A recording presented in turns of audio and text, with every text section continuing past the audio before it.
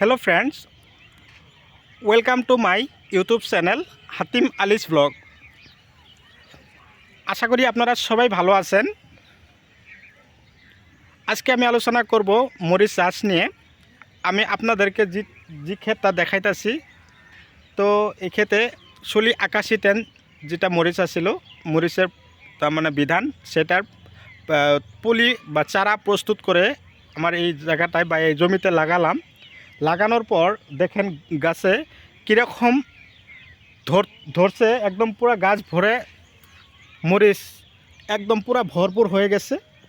তবে একটা কথা হলো, আপনাদের ওইখানে জলকিয়া বা মরিচের দাম কত টাকা কেজি চলতে আছে আপনারা সুন্দরভাবে কমেন্টে লিখে দিবেন।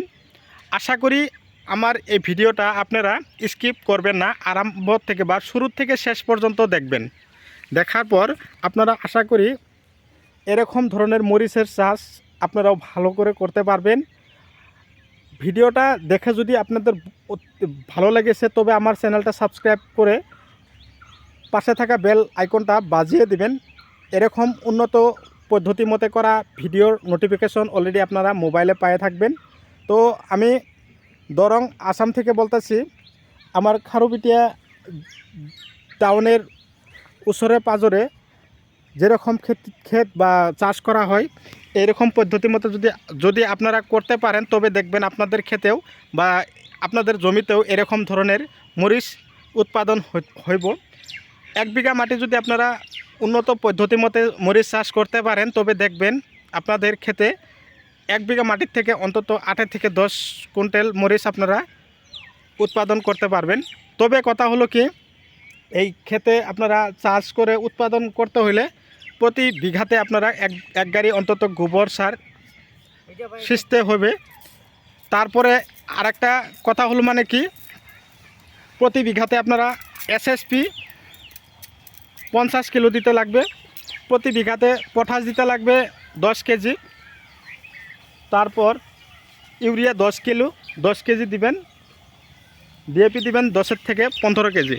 দেওয়ার পর আপনারা জমিতে ভালো করে নার্সারি আকারে চারা প্রস্তুত করে তারপরে আপনারা লাগাবেন। একটা চারা থেকে আরেকটা চারার দূরত্ব রাখবেন 1.5 হাত, আরেকটা পুলির থেকে পুলির দূরত্ব রাখবেন 1.5 হাত। এরকম করে আপনারা যদি মরিচ চাষ করতে পারেন তবে দেখবেন আপনাদের গাছে কোনো আর সমস্যা হইব না।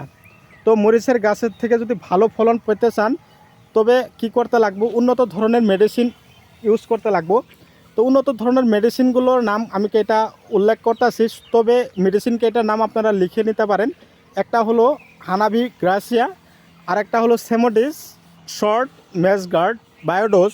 এইরকম ধরনের মেডিসিনগুলো আপনারা যদি আপনাদের মরিচ চাষে ব্যবহার করতে পারেন তবে দেখবেন আপনাদের মরিচের গাছের পাতা কখনো কুকরানো হবে না, মুজুঙ্গা মারবে না, আপনাদের পাতাগুলো কোনো ধরনের হালদিয়া হইবে না, হলদে ব্যামারটা পাইব না।